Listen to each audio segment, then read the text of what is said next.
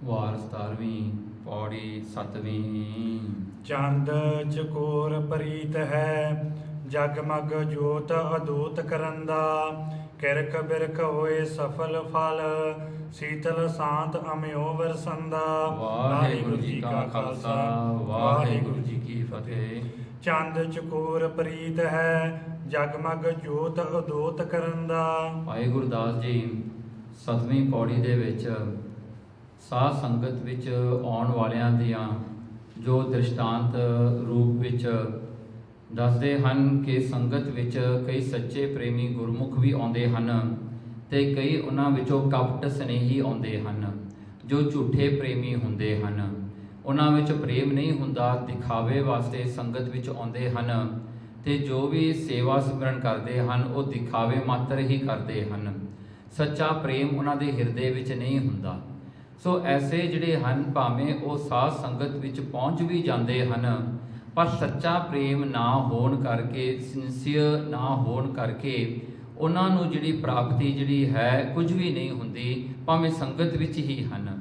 ਸੋ ਇਸੇ ਤਰ੍ਹਾਂ ਹੀ ਭਾਈ ਗੁਰਦਾਸ ਜੀ ਹੁਣ ਇੱਥੇ ਕਈ ਆਪਾਂ ਨੂੰ ਐਗਜ਼ਾਮਪਲ ਦ੍ਰਿਸ਼ਟਾਂਤ ਦੇ ਕੇ ਸਮਝਾਉਂਦੇ ਹਨ। ਚੰਦ ਚਕੋਰ ਪ੍ਰੀਤ ਹੈ। ਦੇਖੋ ਜੋ ਚਕੋਰ ਹੁੰਦਾ ਹੈ, ਜਿਹਨੂੰ ਜਿਹੜਾ ਹੈ ਰੈਡ ਲੇਕ ਪਾਟਰਿਚ ਕਹਿੰਦੇ ਹਨ। ਸੋ ਇਹ ਉਹ ਚਿੜੀ ਹੈ ਜੋ ਚੰਦਰਮਾ ਨਾਲ, ਮੂਨ ਨਾਲ ਬਹੁਤ ਪ੍ਰੇਮ ਕਰਦੀ ਹੈ। ਸੋ ਇਹ ਜਿਹੜੀ ਚੰਦ ਚਕੋਰ ਪ੍ਰੀਤ ਹੈ, ਜਿਵੇਂ ਚਕੋਰ ਨੂੰ ਚੰਦਰਮਾ ਮੂਨ ਦੇ ਨਾਲ ਪ੍ਰੀਤ ਹੁੰਦੀ ਹੈ। ਜਿਸ ਵੇਲੇ ਚੰਦਰਮਾ ਆਕਾਸ਼ ਵਿੱਚ ਚੜ੍ਹਿਆ ਹੁੰਦਾ ਹੈ, ਇਹ ਪਾਟਰਿਚ ਜਿਹੜੀ ਹੁੰਦੀ ਹੈ ਰੈਡ ਲੇਕਡ ਜਾਂ ਇਹਨੂੰ ਚਕੋਰ ਕਹਿੰਦੇ ਹਾਂ, ਇਹ ਦੇਖੀ ਜਾਂਦੀ ਹੈ। ਇਹਨੂੰ ਬੜਾ ਪ੍ਰੇਮ ਹੈ, ਇਹਨੂੰ ਬੜਾ ਚੰਗਾ ਲੱਗਦਾ ਹੈ ਉਸ ਚੰਦਰਮਾ ਵੱਲ ਦੇਖਣਾ। ਜਗਮਗ ਜੋਤ ਉਦੋਤ ਕਰੰਦਾ। ਦੇਖੋ ਜੋ ਚੰਦਰਮਾ ਆਕਾਸ਼ ਵਿੱਚ ਜਗਮਗ ਕਰ ਰਿਹਾ ਹੈ, ਜਗਮਗ ਹੁੰਦਾ ਹੈ ਵੀ ਚਾਨਣ ਕਰ ਰਿਹਾ ਹੈ ਆਕਾਸ਼ ਦੇ ਵਿੱਚ। ਜੋਤ ਉਦੋਤ, ਉਹ ਆਪਣੀ ਜੋਤ ਨੂੰ ਪ੍ਰਕਾਸ਼ਮਾਨ ਕਰਕੇ ਤੇ ਸਾਰੇ ਹੀ ਆਕਾਸ਼ ਲਾਲੇ ਧਰਤੀ ਤੇ ਆਪਣਾ ਚਾਨਣਾ ਦਿੰਦਾ ਹੈ। ਕਿਰਕ ਬਿਰਕ ਹੋਏ ਸਫਲ ਫਲ। ਦੇਖੋ ਇਹ ਚੰਦਰਮਾ ਹੀ ਹੈ ਜਿਸ ਦੇ ਕਰਕੇ ਜੋ ਕਿਰਖ, ਜੋ ਖੇਤੀਆਂ ਹਰੀਆਂ ਹੁੰਦੀਆਂ ਹਨ ਤੇ ਦਰਖਤਾਂ ਨੂੰ ਬਿਰਖ ਸੋ ਫਲ ਹੁੰਦੇ ਨੇ, ਉਹਨਾਂ ਨੂੰ ਚੰਗੇ ਫਲ ਲੱਗਦੇ ਹਨ। ਸੋ ਇਹ ਚੰਦਰਮਾ ਦੀ ਇੱਕ ਦੇਣ ਹੈ ਜਿਹਦੇ ਕਰਕੇ ਜਿਹੜੀ ਹਰਿਆਵਲੀ ਹੈ ਉਸ ਨੂੰ ਜਿਹੜੀ ਹੈ ਸਹਾਇਤਾ ਮਿਲਦੀ ਹੈ ਤੇ ਜਿਸ ਦੇ ਕਰਕੇ ਉਹ ਹਰੇ ਭਰੇ ਹੁੰਦੇ ਹਨ। ਸੀਤਲ ਸਾਂਤ ਅਮਿਓ ਵਰਸੰਦਾ। ਫਿਰ ਸੀਤਲ ਜੋ ਡਿਊ ਹੁੰਦੀ ਹੈ ਉਹ ਸ਼ਾਂਤੀ ਜਿਹੜੀ ਹੈ ਉਹ ਵਰਸਾਉਂਦਾ ਹੈ ਧਰਤੀ ਤੇ, ਕਿਉਂਕਿ ਰਾਤ ਵੇਲੇ ਥੋੜੀ ਜਿਹੀ ਠੰਡ ਹੋ ਜਾਂਦੀ ਹੈ ਤੇ ਜਿਸ ਵੇਲੇ ਸੂਰਜ ਜਿਹੜਾ ਹੈ ਨਹੀਂ ਹੁੰਦਾ ਤਾਂ ਇਹ ਸੁਹਾਵਣੀ ਰਾਤ ਜਿਹੜੀ ਹੁੰਦੀ ਹੈ, ਇਹ ਚੰਦਰਮਾ ਇਸ ਨੂੰ ਜਿਹੜਾ ਹੈ ਆਪਣਾ ਜਿਹੜਾ ਇੱਕ ਵੈਲਿਊ ਦਿੰਦਾ ਹੈ, ਜਿਹਦੇ ਕਰਕੇ ਇੱਕ ਤਾਂ ਠੰਡ ਹੋ ਜਾਂਦੀ ਹੈ, ਦੂਸਰਾ ਉਹ ਆਪਣੀਆਂ ਕਿਰਨਾਂ ਰਾਹੀਂ ਧਰਤੀ ਤੇ ਮਿੱਠਾ ਮਿੱਠਾ ਚਾਨਣ ਕਰਦਾ ਹੈ। ਸੋ ਜਿਹੜਾ ਚਾਨਣ ਸਾਰਿਆਂ ਨੂੰ ਸੁਹਾਵਣਾ ਚੰਗਾ ਲੱਗਦਾ ਹੈ। ਇਸ ਵੇਲੇ ਭਾਈ ਗੁਰਦਾਸ ਜੀ ਕਹਿੰਦੇ ਹਨ ਕਿ ਦੇਖੋ ਇਹ ਚੰਦਰਮਾ ਭਾਵੇਂ ਆਕਾਸ਼ ਤੇ ਚੜ੍ਹਿਆ ਹੋਇਆ ਹੈ, ਹੁਣ ਇਹ ਆਕਾਸ਼ ਨੂੰ ਆਪਣੇ ਆਪ ਹੀ ਚਾਨਣਾ ਦੇ ਰਿਹਾ ਹੈ। ਭਾਵੇਂ ਉਹ ਆਕਾਸ਼ ਨੇ ਚਾਨਣਾ ਮੰਗਿਆ ਨਹੀਂ, ਪਰ ਇਹ ਚਾਨਣਾ ਦੇ ਰਿਹਾ ਹੈ। ਧਰਤੀ ਤੇ ਬੈਠੇ ਜੀਵ ਉਸ ਦਾ ਲਾਹਾ ਉਠਾ ਰਹੇ ਹਨ, ਪਰ ਇਹਨਾਂ ਸਾਰਿਆਂ ਵਿੱਚੋਂ ਜਿਹੜਾ ਚਕੋਰ ਹੈ ਨਾ, ਇਹਨੂੰ ਖਾਸ ਪ੍ਰੀਤ ਹੈ। ਇਹ ਤਾਂ ਉਡੀਕ ਕਰਦਾ ਕਿ ਕਿਦੋਂ ਚੰਦਰਮਾ ਆਏਗਾ। ਬਾਕੀ ਦੇ ਲੋਕ ਧਰਤੀ ਦੇ ਤਾਂ ਜੋ ਚੰਦਰਮਾ ਆ ਗਿਆ ਤਾਂ ਠੀਕ ਹੈ, ਉਹ ਉਸਦੀ ਸੰਗਤ ਪਾ ਕੇ, ਉਸਦੇ ਪ੍ਰੈਜ਼ੈਂਸ ਨੂੰ ਪਾ ਕੇ ਉਹ ਖੁਸ਼ ਹੋ ਜਾਂਦੇ ਨੇ, ਉਹ ਇੰਜੋਏ ਕਰਦੇ ਨੇ, ਪਰ ਉਹ ਉਡੀਕ ਨਹੀਂ ਕਰਦੇ, ਉਹ ਚੰਦਰਮਾ ਨਾਲ ਪ੍ਰੇਮ ਨਹੀਂ ਕਰਦੇ। ਕਹਿੰਦੇ ਇਸੇ ਤਰ੍ਹਾਂ ਹੀ ਜਿਹੜਾ ਹੈ ਗੁਰੂ ਹੈ, ਗੁਰੂ ਇਸੇ ਤਰ੍ਹਾਂ ਜਿਵੇਂ ਚੰਦਰਮਾ ਹੈ, ਚਕੋਰ ਦੀ ਤਰ੍ਹਾਂ ਗੁਰਮੁਖ ਉਹਦੇ ਨਾਲ ਪ੍ਰੇਮ ਕਰਦੇ ਨੇ, ਹਰ ਵੇਲੇ ਉਸ ਨੂੰ ਉਡੀਕਦੇ ਰਹਿੰਦੇ ਨੇ, ਹਰ ਵੇਲੇ ਆਪਣਾ ਧਿਆਨ ਉਹਨਾਂ ਵਿੱਚ ਜੋੜ ਕੇ ਰੱਖਦੇ ਨੇ। ਪਰ ਬਾਕੀ ਦੇ ਜਿਹੜੇ ਲੋਕ ਹੁੰਦੇ ਨੇ, ਜਿਵੇਂ ਆਮ ਜਿਹੜੇ ਸੰਗਤ ਵਿੱਚ ਆਉਂਦੇ ਨੇ, ਉਹਨਾਂ ਨੂੰ ਪ੍ਰੇਮ ਤਾਂ ਨਹੀਂ ਹੁੰਦਾ ਗੁਰਮੁਖਾਂ ਵਰਗਾ, ਪਰ ਉਹ ਸੰਗਤ ਵਿੱਚ ਆ ਕੇ ਉਸ ਜਿਹੜਾ ਹਨ ਉਸ ਬਲਿਸ, ਉਹ ਆਨੰਦ ਨੂੰ ਮਾਣਦੇ ਹਨ। ਜਿਵੇਂ ਕੀਰਤਨ ਹੋ ਰਿਹਾ, ਉਹ ਆ ਕੇ ਬੈਠ ਜਾਂਦੇ ਨੇ, ਉਹਨਾਂ ਨੂੰ ਵੀ ਆਨੰਦ ਆਉਂਦਾ ਹੈ। ਕਥਾ ਹੁੰਦੀ ਹੈ, ਗੁਰਬਾਣੀ ਪੜ੍ਹੀ ਜਾ ਰਹੀ ਹੈ, ਉਹਨਾਂ ਨੂੰ ਵੀ ਬੜਾ ਆਨੰਦ ਆਉਂਦਾ ਹੈ ਸੰਗਤ ਵਿੱਚ, ਪਰ ਉਹ ਉਸ ਪ੍ਰੇਮ, ਉਸ ਸੰਗਤ ਨਾਲ ਪ੍ਰੇਮ ਨਹੀਂ ਕਰਦੇ। ਉਹ ਗੁਰੂ ਨਾਲ ਪ੍ਰੇਮ ਕਰਨ ਵਾਲੇ ਨਹੀਂ ਹੁੰਦੇ, ਹਰ ਕੋਈ ਚਕੋਰ ਵਰਗਾ ਨਹੀਂ ਹੁੰਦਾ। ਨਾਰ ਪਧਾਰ ਪਿਆਰ ਕਰ। ਦੇਖੋ ਇਹੀ ਜਿਹੜਾ ਹੈ ਚੰਦਰਮਾ, ਜਿਹਦੇ ਕਰਕੇ ਕਹਿੰਦੇ ਇਸਤਰੀ ਤੇ ਪੁਰਸ਼ ਜਿਹੜੇ ਹਨ ਉਹਨਾਂ ਦਾ ਪ੍ਰੇਮ ਵੀ ਵੱਧਦਾ ਹੈ। ਸਹਿਜਾ ਭੋਗ ਸੰਜੋਗ ਬਣੰਦਾ। ਦੇਖੋ ਉਹਨਾਂ ਦੀ ਜਿਹੜੇ ਹਨ ਸੇਜਾ ਜਿਹੜੀ ਹੈ ਉਹ ਤਿਆਰ ਹੁੰਦੀ ਹੈ। ਤਿਆਰ ਹੋ ਕੇ ਜਿਹੜਾ ਹੈ ਨਰ ਤੇ ਮਰਦ ਜਿਹੜੇ ਹੁੰਦੇ ਨੇ ਉਹ ਆਪਣਾ ਸੰਜੋਗ ਕਰਦੇ ਨੇ, ਸੋ ਉਹਨਾਂ ਦਾ ਸੰਜੋਗ ਬਣਦਾ ਹੈ। ਇਸੇ ਤਰ੍ਹਾਂ ਹੀ ਜਿਹੜਾ ਹੈ, ਕਿਉਂਕਿ ਇਹ ਜਿਹੜਾ ਹੈ ਵਾਤਾਵਰਣ ਜਿਹੜਾ ਹੈ ਉਹ ਬਣ ਚੁੱਕਿਆ ਹੁੰਦਾ ਹੈ। ਇਹ ਚੰਦਰਮਾ ਦੇ ਹੋਣ ਕਰਕੇ ਇਹ ਦੁਨੀਆ ਦੇ ਵਿੱਚ ਆਪਣੀ ਸ਼ਾਂਤੀ, ਆਪਣੀ ਠੰਡਕ ਵਰਤਾ ਕੇ ਸਾਰਿਆਂ ਦੇ ਮਨਾਂ ਵਿੱਚ ਸ਼ਾਂਤੀ ਪਾ ਕੇ, ਤੇ ਉਸ ਵੇਲੇ ਉਹ ਸਮਾਂ ਹੁੰਦਾ ਹੈ ਜਿੱਥੇ ਇਸਤਰੀ ਪੁਰਸ਼ ਦਾ ਵੀ ਪ੍ਰੇਮ ਹੁੰਦਾ ਹੈ। ਸਭਨਾ ਰਾਤ ਮਿਲਾਵੜਾ। ਪਰ ਦੇਖਣ ਵਾਲੀ ਗੱਲ ਇਹ ਹੈ, ਕਹਿੰਦੇ ਦੇਖੋ ਨਾ, ਕਹਿੰਦੇ ਸਭਨਾ ਰਾਤ ਮਿਲਾਵੜਾ। ਰਾਤ ਜਦੋਂ ਆਉਂਦੀ ਹੈ ਉਹ ਸਾਰਿਆਂ ਨੂੰ ਮਿਲਾ ਦਿੰਦੀ ਹੈ, ਕਿਉਂਕਿ ਸਵੇਰੇ ਹਰ ਕੋਈ ਆਪਣੇ ਘਰ ਵਿੱਚੋਂ ਨਿਕਲ ਕੇ ਕੰਮਕਾਰ ਨੂੰ ਜਾਂਦਾ ਹੈ, ਖੇਤੀ ਕਰਦਾ ਹੈ, ਵਪਾਰ ਕਰਦਾ ਹੈ, ਪਰ ਸ਼ਾਮਾਂ ਨੂੰ ਸਾਰੇ ਘਰੇ ਆ ਜਾਂਦੇ ਨੇ। ਘਰ ਆ ਕੇ ਇਹ ਰਾਤ ਜਦੋਂ ਪੈਂਦੀ ਹੈ ਸਾਰਾ ਪਰਿਵਾਰ ਇਕੱਠਾ ਹੋ ਜਾਂਦਾ ਹੈ। ਇਹ ਰਾਤ ਜਿਹੜੀ ਸਾਰਿਆਂ ਨੂੰ ਮਿਲਾਉਣ ਵਾਲੀ ਹੈ, ਸਾਰਿਆਂ ਨੂੰ ਮਿਲਾ ਦਿੰਦੀ ਹੈ। ਚੱਕਵੀ ਚੱਕਵਾ ਮਿਲ ਵਿਛੜੰਦਾ। ਪਰ ਇੱਕ ਹੈ ਜਿਨ੍ਹਾਂ ਨੂੰ ਜਿਹੜਾ ਹਨ ਰੂਡੀ ਸ਼ੈਲਡਰਿਕ ਕਹਿੰਦੇ ਹਾਂ, ਇਹ ਜਿਹੜਾ ਹਨ ਚੱਕਵੀ ਤੇ ਚੱਕਵਾ। ਇਹ ਜਿਹੜਾ ਚੱਕਵਾ ਹੁੰਦਾ ਹੈ, ਇਹਦੀ ਜਿਹੜੀ ਫੀਮੇਲ ਚੱਕਵੀ ਹੁੰਦੀ ਹੈ, ਇਹਦੇ ਨਾਲ ਵਿਛੋੜਾ ਪੈ ਜਾਂਦਾ ਇਸਦਾ, ਕਿਉਂਕਿ ਇਹਨਾਂ ਦੀ ਵੀ ਇੱਕ ਜਿਹੜਾ ਕਥਾ ਹੈ ਕਿ ਇਹਨਾਂ ਨੂੰ ਸਰਾਪ ਮਿਲਿਆ ਹੋਇਆ ਹੈ ਕਿ ਇਹਨਾਂ ਦਾ ਵਿਛੋੜਾ ਰਾਤ ਨੂੰ ਹੁੰਦਾ ਹੈ, ਮੇਲ ਇਹਨਾਂ ਦਾ ਉਦੋਂ ਹੁੰਦਾ ਜਦੋਂ ਸੂਰਜ ਚੜ੍ਹਦਾ ਹੈ। ਸੋ ਇਸ ਕਰਕੇ ਚੱਕਵੀ ਤੇ ਚੱਕਵੇ ਵਾਸਤੇ ਉਹ ਰਾਤ, ਉਹ ਚੰਦਰਮਾ ਉਹਦੇ ਵਾਸਤੇ ਦੁਖਦਾਈ ਹੈ, ਉਸਦੇ ਵਾਸਤੇ ਸੁਖਦਾਈ ਨਹੀਂਗਾ, ਉਹਦੇ ਵਾਸਤੇ ਦੁੱਖ ਦਾ ਸਮਾਂ ਹੈ। ਹੁਣ ਇਸੇ ਤਰ੍ਹਾਂ ਹੀ ਭਾਈ ਗੁਰਦਾਸ ਜੀ ਇੱਥੇ ਆਪਾਂ ਨੂੰ ਸਮਝਾਉਂਦੇ ਹਨ, ਕਹਿੰਦੇ ਕਿ ਨਾਰ ਪਧਾਰ ਪਿਆਰ ਕਰ। ਜਿਵੇਂ ਕਹਿੰਦੇ ਨਾਰ ਤੇ ਪਧਾਰ ਦਾ ਪ੍ਰੇਮ ਹੁੰਦਾ ਹੈ, ਇਸੇ ਤਰ੍ਹਾਂ ਹੀ ਜਿਹੜਾ ਹੈ ਪਰਮੇਸ਼ਰ ਜਿਹੜੇ ਹਨ ਉਹ ਪਤੀ ਨੇ, ਆਪਾਂ ਜੀਵ ਉਹਦੀਆਂ ਇਸਤਰੀਆਂ ਹਨ। ਜਦੋਂ ਰਾਤ ਪੈਂਦੀ ਹੈ, ਜਿਸ ਤਰ੍ਹਾਂ ਰਹਿਤ ਦੇ ਵਿੱਚ ਜਦੋਂ ਸਨਸੈਟ ਹੁੰਦਾ, ਸ੍ਰੀ ਰਹਿਰਾਸ ਦਾ ਪਾਠ ਆਪਾਂ ਕਰਦੇ ਹਾਂ, ਸੋ ਸੌਣ ਲੱਗਿਆਂ ਕੀਰਤਨ ਸਵੇਲੇ ਦਾ ਪਾਠ ਹੁੰਦਾ ਹੈ। ਫਿਰ ਅੰਮ੍ਰਿਤ ਵੇਲਾ ਵੀ ਰਾਤ ਦਾ ਹੀ ਸਮਾਂ ਹੈ, ਸੋ ਉਹ ਵੀ ਜਿਹੜਾ ਹੈ ਅੰਮ੍ਰਿਤ ਵੇਲੇ ਉੱਠ ਕੇ ਨਿਤਨੇਮ ਕਰੀਦਾ ਹੈ, ਕੋਈ ਸਿਮਰਨ ਕਰਦਾ ਹੈ, ਕੋਈ ਆਸਾ ਦੀ ਵਾਰ ਪੜ੍ਹਦਾ ਹੈ। ਸੋ ਇਹ ਸਭ ਕੁਝ ਜਿਹੜਾ ਹੈ ਰਾਤ ਦੇ ਹਨੇਰੇ ਵਿੱਚ ਹੁੰਦਾ ਹੈ। ਤੇ ਐਸਾ ਹੀ ਹੈ, ਕਹਿੰਦੇ ਦੇਖੋ ਨਾ, ਉਹ ਜਿਹੜੀਆਂ ਸੁਹਾਗਵੰਤੀ ਇਸਤਰੀਆਂ ਹੁੰਦੀਆਂ ਨੇ, ਜੋ ਉਹ ਆਪਣੇ ਪਤੀ ਪਰਮਾਤਮਾ ਨੂੰ ਸਿਮਰਦੀਆਂ ਹਨ। ਸੋ ਇਸੇ ਤਰ੍ਹਾਂ ਗੁਰਮੁਖ ਪਰਮਾਤਮਾ ਨੂੰ ਯਾਦ ਕਰਦੇ ਹਨ। ਤੋ ਅੱਗੇ ਜਿਹੜਾ ਹਨ ਕਹਿੰਦੇ ਸੇਜਾ ਭੋਗ ਸੰਜੋਗ ਬਣਦਾ, ਉਹਨਾਂ ਦੀ ਸੇਜਾ ਪ੍ਰੇਮ ਰੂਪੀ ਸੇਜਾ ਉਹਨਾਂ ਦੀ ਬਣਦੀ ਹੈ, ਜਿਸ ਵੇਲੇ ਉਹ ਕੰਮਾਂ ਕਰਨ ਤੋਂ ਵਿਹਲੇ ਹੋ ਕੇ ਪਰਮਾਤਮਾ ਤੇ ਫੋਕਸ ਰੱਖਦੇ ਨੇ, ਕੰਸਿਸਟੈਂਸੀ ਉਹਨਾਂ ਨੂੰ ਪਰਮਾਤਮਾ ਨੂੰ ਚੇਤੇ ਕਰਦੇ ਹਨ। ਤੇ ਦੂਸਰਾ ਸਭਨਾ ਰਾਤ ਮਿਲਾਵੜਾ। ਇਹ ਰਾਤ ਦਾ ਹਨੇਰਾ ਦੇਖੋ ਇੱਕ ਗੁਰਮੁਖ ਨੂੰ ਆਪਣੇ ਪਰਮਾਤਮਾ ਗੁਰੂ ਨਾਲ ਮਿਲਾਉਣ ਵਾਲਾ ਹੈ, ਪਰ ਦੂਸਰੇ ਪਾਸੇ ਜੇ ਦੇਖੀਏ ਕਹਿੰਦੇ ਚੱਕਵੀ ਚੱਕਵਾ ਮਿਲ ਵਿਛੜੰਦੇ। ਕਹਿੰਦੇ ਕਿ ਜਿਹੜਾ ਚੱਕਵੀ ਤੇ ਚੱਕਵੇ ਦੀ ਤਰ੍ਹਾਂ ਜਿਹੜੇ ਮਨਮੁਖ ਬੰਦੇ ਹੁੰਦੇ ਨੇ, ਉਹ ਕੀ ਕਰਦੇ ਨੇ, ਉਹ ਰਾਤ ਦੇ ਹਨੇਰੇ ਨੂੰ ਉਡੀਕਦੇ ਰਹਿੰਦੇ ਨੇ ਕਿ ਰਾਤ ਦਾ ਹਨੇਰਾ ਆਏਗਾ ਤੇ ਅਸੀਂ ਪਰਮਾਤਮਾ ਤੋਂ ਵਿਛੜਨਾ ਹੈ। ਕਿਉਂ ਵਿਛੜਨਾ ਹੈ?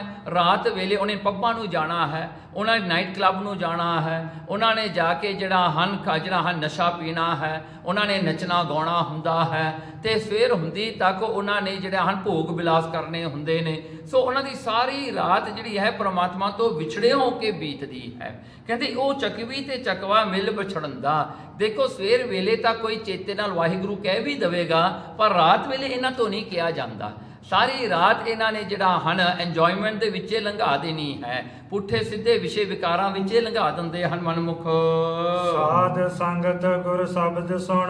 ਸਾਧ ਸੰਗਤ ਦੇ ਵਿੱਚ ਜੋ ਪਰਮੇਸ਼ਰ ਦਾ ਨਾਮ, ਜੋ ਜਿਹੜਾ ਅੰਮ੍ਰਿਤ ਰੂਪ ਹੈ, ਕਹਿੰਦੇ ਉਹ ਸ਼ਬਦ ਨੂੰ ਸਾਧ ਸੰਗਤ ਵਿੱਚ ਜਿਹੜੇ ਹਨ ਗੁਰਮੁਖਤਾ ਸੁਣਦੇ ਹਨ। ਕਪਟ ਸਨੇਹ ਨਾ ਥੇਲ ਹੰਦਾ। ਪਰ ਦੇਖੋ ਕਪਟ ਸਨੇਹੀ, ਜਿਹੜੇ ਕਪਟ ਸਨੇਹੀ ਹਨ, ਜਿਹੜੇ ਝੂਠੇ ਪ੍ਰੇਮੀ ਹੁੰਦੇ ਨੇ, ਜਿਨ੍ਹਾਂ ਵਿੱਚ ਪਰਮੇਸ਼ਰ ਦਾ ਪ੍ਰੇਮ ਨਹੀਂ ਹੁੰਦਾ, ਉਹ ਕੀ ਕਰਦੇ ਨੇ ਕਿ ਜਿਹੜਾ ਹਨ ਥੇ ਨਾ ਥੇ ਲਹੰਦਾ, ਉਹਨਾਂ ਦੇ ਹਿਰਦੇ ਰੂਪੀ ਘਰ ਦੇ ਵਿੱਚ ਉਹ ਪਰਮਾਤਮਾ ਨੂੰ ਵਸਾਉਂਦੇ ਨਹੀਂ, ਉਹ ਪਰਮਾਤਮਾ ਨੂੰ ਚੇਤੇ ਨਹੀਂ ਕਰਦੇ। ਸਾਧ ਸੰਗਤ ਵਿੱਚ ਆ ਕੇ ਉਹ ਜਿਵੇਂ ਹੁੰਦਾ ਹੈ ਵੀ ਬੈਠ ਕੇ ਕੀਰਤਨ ਸੁਣ ਲਿਆ, ਥੋੜੀ ਚਿਰ ਬਾਣੀ ਸੁਣ ਲਈ, ਗੋਡੇ ਇੱਧਰ ਉੱਧਰ ਘੁਮਾ ਕੇ, ਇੱਧਰ ਉੱਧਰ ਨਿਗਾਹ ਘੁਮਾ ਕੇ, ਲੋਕਾਂ ਵੱਲ ਦੇਖ ਦੂਖ ਕੇ, ਤਮਾਸ਼ਾ ਜਿਹਾ ਦੇਖ ਕੇ, ਦੋ ਗੱਲਾਂ ਹੋਰ ਲੱਭ ਕੇ ਚੁਗਲੀਆਂ ਕਰਨ ਵਾਸਤੇ, ਕਹਿੰਦੇ ਉਹਨਾਂ ਦਾ ਜਿਹੜਾ ਹਨ ਹਿਰਦੇ ਰੂਪੀ ਘਰ ਖਾਲੀ ਹੋ ਰਹਿ ਜਾਂਦਾ ਹੈ। ਕੁਝ ਵੀ ਪ੍ਰਾਪਤ ਕਰਕੇ, ਸਿੱਖਿਆ ਪ੍ਰਾਪਤ ਕਰਕੇ ਨਹੀਂ ਲੈ ਕੇ ਜਾਂਦੇ, ਉਹ ਖਾਲੀ ਆਏ ਤੇ ਖਾਲੀ ਉਵੇਂ ਮੁੜ ਜਾਂਦੇ ਹਨ। ਮਜਲਸ ਆਵੇ ਲਸਣ ਖਾਏ। ਭਾਈ ਗੁਰਦਾਸ ਜੀ ਕਹਿੰਦੇ ਐਸੇ ਜਿਹੜੇ ਮਨਮੁਖ ਨੇ ਨਾ, ਉਹਨਾਂ ਦੀ ਤਾਂ ਹਾਲਾਤ ਐਸੀ ਹੈ, ਉਹ ਸੰਗਤ ਵਿੱਚ ਆਉਂਦੇ ਨੇ। ਕਹਿੰਦੇ ਜਿਸ ਤਰ੍ਹਾਂ ਕੋਈ ਮਜਲਸ, ਕੋਈ ਪਾਰਟੀ ਦੇ ਵਿੱਚ ਜਾਂਦਾ ਹੈ ਤੇ ਪਾਰਟੀ ਵਿੱਚ ਜਦੋਂ ਕੋਈ ਲਸਣ ਖਾ ਕੇ, ਕੱਚਾ ਲਸਣ ਜੋ ਗਾਲਿਕ ਜਿਹੜਾ ਹੈ, ਰੋ ਗਾਲਿਕ ਖਾ ਕੇ, ਕੱਚਾ ਲਸਣ ਖਾ ਕੇ ਕੋਈ ਮਜਲਿਸ, ਕੋਈ ਪਾਰਟੀ ਵਿੱਚ ਚਲਿਆ ਜਾਵੇ, ਗੰਦੀ ਵਾਸ ਮਚਾਏ ਗੰਦਾ। ਯਾਨੀ ਉਹ ਗੰਦੀ ਵਾਸ, ਉਹਦੇ ਮੂੰਹ ਦੇ ਵਿੱਚੋਂ ਬਹੁਤ ਗੰਦੀ ਬਦਬੂ ਆਉਂਦੀ ਹੈ ਉਹ ਗਾਲਿਕ ਖਾਣ ਕਰਕੇ। ਸੋ ਉਹ ਜਿਹੜੀ ਗੰਦੀ ਬਦਬੂ ਹੈ, ਕੋਲੇ ਖੜਿਆ ਨਹੀਂ ਉਹਦੇ ਜਾਂਦਾ, ਜਿਹਦੇ ਨਾਲ ਬੋਲਦਾ ਤਾਂ ਵਿਚਾਰਾ ਜਿਹੜਾ ਸੁਣਨ ਵਾਲੇ ਨੂੰ ਬੇਹੋਸ਼ੇ ਕਰ ਦੇਵੇ। ਸੋ ਇੰਨੀ ਬੁਰੀ ਹਾਲਾਤ ਹੁੰਦੀ ਹੈ। ਤੇ ਭਾਈ ਗੁਰਦਾਸ ਮਚਾਏ ਗੰਦਾ, ਕਹਿੰਦੇ ਕਿ ਇਹ ਗੰਦੇ ਬੰਦੇ ਗੰਦਗੀ ਹੀ ਜਿਹੜੇ ਹਨ ਵਿਛਾਉਂਦੇ ਹਨ, ਖਿਲਾਰਦੇ ਹਨ। ਇਹ ਜਿੱਥੇ ਜਾਂਦੇ ਹਨ ਗੰਦਾਪਣੇ ਖਿਲਾਰਦੇ ਹਨ, ਜਿਵੇਂ ਕੋਈ ਲਸਣ ਖਾਣ ਵਾਲਾ ਕਰਦਾ ਹੈ। ਇਸੇ ਪ੍ਰਕਾਰ ਕਹਿੰਦੇ ਜੀ ਜਿਹੜਾ ਮਨਮੁਖ ਬੰਦਾ ਹੈ, ਜੇ ਕਿਤੇ ਉਹ ਸੰਗਤ ਵਿੱਚ ਵੀ ਆ ਜਾਂਦਾ ਹੈ ਤਾਂ ਉੱਥੇ ਕੀ ਕਰਦਾ ਹੈ, ਉੱਥੇ ਆ ਕੇ ਨਿੰਦਿਆ ਕਰਨੀ ਸ਼ੁਰੂ ਕਰ ਦਿੰਦਾ ਹੈ। ਉਹ ਗੰਦੀ ਆਵਾਜ਼, ਗੰਦੇ ਬਚਨ ਕਰਕੇ ਦੋ ਧੜਿਆਂ ਨੂੰ ਲੜਾ ਕੇ ਰੱਖ ਦਿੰਦਾ ਹੈ। ਚੰਗੇ ਭਲੇ ਬੰਦਿਆਂ ਨੂੰ ਲੜਾ ਕੇ ਰੱਖ ਦੇਣਾ ਉਸਨੇ, ਤੇ ਐਸੀ ਗੰਦਗੀ ਉਹ ਵਿਛਾ ਕੇ ਜਾਂਦਾ ਹੈ ਜਿੱਥੇ ਸਦੀਵੀ ਕਾਲ ਵਾਸਤੇ ਸੰਗਤ ਵਿੱਚ ਜਿਹੜਾ ਹਨ ਬਟਵਾਰੇ ਹੋ ਜਾਂਦੇ ਨੇ, ਪਾਠ ਪੈ ਜਾਂਦੇ ਨੇ, ਜਿਹੜਾ ਹਨ ਵੈਰ ਵਿਰੋਧ ਹੋ ਜਾਂਦਾ ਹੈ, ਗੁਰਦੁਆਰੇ 'ਚ ਪਾਰਟੀਆਂ ਬਣ ਜਾਂਦੀਆਂ ਨੇ। ਸੋ ਇਸੇ ਤਰ੍ਹਾਂ ਜਿੱਥੇ ਆਪਾਂ ਨੂੰ ਪਰਮੇਸ਼ਰ ਦੀ ਪ੍ਰਾਪਤੀ ਹੋਣੀ ਸੀ, ਉਹੀ ਗੁਰਦੁਆਰਾ ਹੁਣ ਲੜਾਈਆਂ ਦਾ ਘਰ ਬਣ ਜਾਂਦਾ ਹੈ। ਐਸੇ ਗੰਦੇ ਲੋਕ ਜਿਹੜੇ ਹੁੰਦੇ ਨੇ, ਆਪਣੇ ਜਿਹੜੀਆਂ ਨਿੰਦਿਆ ਰੂਪੀ ਗੰਦਗੀ ਨੂੰ ਹੀ ਖਿਲਾਰ ਕੇ ਜਾਂਦੇ ਨੇ। ਸੋ ਉਹਨਾਂ ਦਾ ਜਿਹੜਾ ਹੈ ਐਸਾ ਹਾਲ ਹੁੰਦਾ ਹੈ। ਹੁਣ ਇੱਥੇ ਭਾਈ ਗੁਰਦਾਸ ਨੇ ਇੱਕ ਗੱਲ ਆਪਾਂ ਨੂੰ ਸਮਝਾਈ। ਦੇਖੋ ਕਹਿੰਦੇ ਭਾਵੇਂ ਆਏ ਸੰਗਤ ਵਿੱਚ ਹੀ ਨੇ, ਪਰ ਕਹਿੰਦੇ ਸੰਗਤ ਵਿੱਚ ਆ ਕੇ ਵੀ ਉਹਨਾਂ ਨੇ ਕੀ ਕੀਤਾ, ਗੰਦੀ ਵਾਸ ਮਚਾਏ ਗੰਦਾ। ਕਹਿੰਦੇ ਉਹ ਗੰਦੇ ਲੋਕਾਂ ਨੇ ਆ ਕੇ ਆਪਣੇ ਗੰਦਗੀ ਹੀ ਵਿਛਾ ਕੇ ਜਾਂਦੇ ਨੇ। ਉਹਨਾਂ ਦੀ ਆਦਤ ਇਹ ਐਸੀ ਭੈੜੀ ਹੁੰਦੀ ਹੈ। ਦੂਜਾ ਭਾਉ ਮੰਦੀ ਹੂੰ ਮੰਦਾ। ਦੇਖੋ ਦੂਜਾ ਭਾਉ, ਉਹ ਸੰਗਤ ਵਿੱਚ ਆਏ ਗੁਰੂ ਦੀ ਪ੍ਰਾਪਤੀ ਵਾਸਤੇ ਨਹੀਂ ਆਏ, ਉਹ ਗੁਰਸਿੱਖੀ ਨੂੰ ਧਾਰਨ ਕਰਨ ਵਾਸਤੇ ਨਹੀਂ ਆਏ, ਉਹ ਗੁਰੂ ਦੀ ਜਿਹੜੇ ਹਨ ਵਡਿਆਈ ਕਰਨ ਵਾਸਤੇ ਨਹੀਂ ਆਏ, ਉਹ ਪਰਮੇਸ਼ਰ ਦਾ ਸਿਮਰਨ ਕਰਨ ਵਾਸਤੇ ਨਹੀਂ ਆਏ। ਉਹ ਆਏ ਕਿਸ ਕਰਕੇ ਨੇ? ਕਹਿੰਦੇ ਦੂਜਾ ਭਾਉ, ਉਹ ਆਪਣੀ ਵਡਿਆਈ ਕਰਾਉਣ ਵਾਸਤੇ ਆਏ ਨੇ, ਉਹ ਮਾਇਆ ਇਕੱਠੀ ਕਰਨ ਵਾਸਤੇ ਆਏ ਨੇ, ਉਹ ਆਪਣੀ ਮਸ਼ਹੂਰੀ, ਆਪਣਾ ਫੇਮ ਕਰਾਉਣ ਵਾਸਤੇ ਆਏ ਹਨ। ਮੰਦੀ ਹੂੰ ਮੰਦਾ, ਕਹਿੰਦੇ ਦੇਖੋ ਜੋ ਮੰਦੀ ਭਾਵਨਾ ਵਾਲਾ ਹੋਵੇ ਉਹਨੇ ਮੰਦਾਪਨ, ਭੈੜਾਪਨ ਹੀ ਖਿਲਾਰ ਕੇ ਜਾਣਾ ਹੈ। ਉਹ ਜਿੱਥੇ ਜਾਂਦਾ ਹੈ ਉਹ ਭੈੜਾਪਨ ਹੀ ਖਿਲਾਰਦਾ ਹੈ। ਸੋ ਐਸੇ ਭੈੜੇ ਬੰਦੇ ਹੁੰਦੇ ਨੇ ਜਿਹੜਾ ਸੱਚਖੰਡ, ਜਿਹਨੂੰ ਸਤ ਸੰਗਤ ਨੂੰ ਸੱਚਖੰਡ ਕਿਹਾ ਹੈ, ਉੱਥੇ ਆ ਕੇ ਵੀ ਗੰਦਗੀ ਪਾ ਕੇ ਚਲੇ ਜਾਂਦੇ ਨੇ ਤੇ ਗੰਦੇ ਲੋਕ ਗੰਦ ਹੀ ਖਿਲਾਰਦੇ ਹਨ, ਨਿੰਦਿਆ ਕਰਦੀ, ਹੋਰ ਜਿਹੜੀਆਂ ਪੁੱਠੀਆਂ ਸਿੱਧੀਆਂ ਉਹ ਗੱਲਾਂ ਕਰਦੇ ਹਨ। ਸੋ ਇਸੇ ਪ੍ਰਕਾਰ ਕਰਕੇ ਐਸਾ ਹੀ ਹਾਲਾਤ ਗੁਰਦੁਆਰਿਆਂ ਦੀ ਵੀ ਹੋਈ। ਜਦੋਂ ਮਹੰਤਾਂ ਦਾ ਟਾਈਮ ਆਇਆ, ਜਿਵੇਂ ਨਨਕਾਣਾ ਸਾਹਿਬ ਦੇ ਵਿੱਚ ਹੋਇਆ, ਫਿਰ 1921 ਦੇ ਵਿੱਚ ਸਾਕਾ ਹੋਇਆ, ਜਿੱਥੇ ਜਾ ਕੇ ਗੁਰਸਿੱਖਾਂ ਨੇ ਜਾ ਕੇ ਨਾਨਕ ਜਿਹੜਾ ਨਨਕਾਣਾ ਸਾਹਿਬ ਦਾ ਗੁਰਦੁਆਰਾ ਜੋ ਜਨਮ ਅਸਥਾਨ ਹੈ ਉਸ ਨੂੰ ਛਡਾਇਆ। ਜੋ ਮਹੰਤ ਨਾਰਾਇਣ ਦਾਸ ਸੀਗਾ, ਉਹਨੇ ਵੀ ਫਿਰ ਉੱਥੇ ਜਿਹੜੇ ਹਨ ਸੋ ਸ਼ਾਂਤਮਈ ਸਿੱਖਾਂ ਨੂੰ ਜਿਹੜਾ ਹੈ ਜੰਡ ਦੇ ਨਾਲ, ਦਰਖਤਾਂ ਨਾਲ ਬੰਨ੍ਹ ਕੇ ਜਿਉਂਦਿਆਂ ਨੂੰ ਸਾੜਿਆ, ਪੀਪੇ ਲਿਆ ਕੇ ਉਹਨਾਂ ਸਾੜੇ ਉੱਪਰ। ਉਹ ਸਿੱਖਾਂ ਨੇ ਇੱਕ ਅਰਦਾਸ ਕੀਤੀ ਸੀ ਮਹਾਰਾਜ ਜੀ ਅੱਗੇ ਵੀ ਅਸੀਂ ਸ਼ਾਂਤਮਈ ਹਾਂ, ਅਸੀਂ ਇੱਕ ਹੱਥ ਵੀ ਨਹੀਂ ਚੁੱਕਣਾ। ਉਹਨਾਂ ਨੇ ਕੀ ਕੀਤਾ, ਸ਼ਾਂਤਮਈ ਦੇ ਨਾਲ ਡਾਂਕਾਂ ਵੀ ਖਾਧੀਆਂ, ਕੁੱਟ ਵੀ ਖਾਧੀ, ਉਹਨਾਂ ਦੇ ਜਿਹੜੇ ਹਨ ਤੇਲ ਪਾ ਕੇ ਜਿਉਂਦਿਆਂ ਨੂੰ ਸਾੜਿਆ ਗਿਆ। ਕਈਆਂ ਦੀਆਂ ਤਾਂ ਅੱਖਾਂ ਕੱਟੀਆਂ ਗਈਆਂ, ਕਈਆਂ ਦੀਆਂ ਬਾਹਾਂ ਲੱਤਾਂ ਕੱਟੀਆਂ ਗਈਆਂ। ਇੰਨਾ ਬੁਰਾ ਹਾਲ ਉਹ ਸਿੱਖਾਂ ਦਾ ਕੀਤਾ। ਪਰ ਧੰਨ ਹਨ ਉਹ ਗੁਰਸਿੱਖ ਜਿਨ੍ਹਾਂ ਨੇ ਆਪਣਾ ਇੱਕ ਹੱਥ ਵੀ ਨਹੀਂ ਚੱਕਿਆ, ਕਿਉਂਕਿ ਕਹਿੰਦੇ ਅਸੀਂ ਸ਼ਾਂਤਮਈ ਹਾਂ। ਇਸ ਪ੍ਰਕਾਰ ਕਰਕੇ ਉਹਨਾਂ ਨੇ ਤਾਂ ਸ਼ਹੀਦੀਆਂ ਪਾਈਆਂ, ਪਰ ਉਹ ਗੁਰਦੁਆਰਾ ਜਨਮ ਅਸਥਾਨ ਉਹਨਾਂ ਨੇ ਛਡਾਉਣਾ ਕੀਤਾ। ਪਰ ਦੇਖੋ ਐਸਾ ਹੀ ਹੁੰਦਾ ਹੈ, ਜਦੋਂ ਮਾਇਆ ਆ ਜਾਂਦੀ ਹੈ ਗੁਰਦੁਆਰਿਆਂ ਵਿੱਚ, ਜਦੋਂ ਮਾਇਆ ਤੇ ਬਹੁਤਾ ਜ਼ੋਰ ਪਾਇਆ ਜਾਂਦਾ ਹੈ, ਇਹ ਜਿਹੜੀਆਂ ਲੜਾਈਆਂ ਉਦੋਂ ਨਹੀਂ ਹੁੰਦੀਆਂ ਸਨ ਕਿਉਂਕਿ ਬੈਂਕ ਅਕਾਊਂਟ ਨਹੀਂ ਖੁੱਲ੍ਹਦੇ ਸਨ। ਅੱਜ ਕੱਲ੍ਹ ਗੁਰਦੁਆਰਿਆਂ ਦੇ ਬੈਂਕ ਅਕਾਊਂਟ ਖੁੱਲ੍ਹੇ ਹੋਏ ਹਨ ਤੇ ਫਿਰ ਤਨਖਾਹਾਂ ਦਿੱਤੀਆਂ ਜਾਂਦੀਆਂ ਨੇ, ਕਿਤੇ ਗ੍ਰੰਥੀ ਨੂੰ ਦੇਤੀ, ਕੋਈ ਪ੍ਰਧਾਨ ਲੈ ਗਿਆ, ਕੋਈ ਮੈਨੇਜਰ ਲੈ ਲਿਆ, ਕੋਈ ਇਹ ਲੈ ਲਿਆ, ਉਹ ਫਿਰ ਉੱਥੇ ਲੜਾਈਆਂ ਪੈਣੀਆਂ ਸ਼ੁਰੂ ਹੋ ਜਾਂਦੀਆਂ ਹਨ।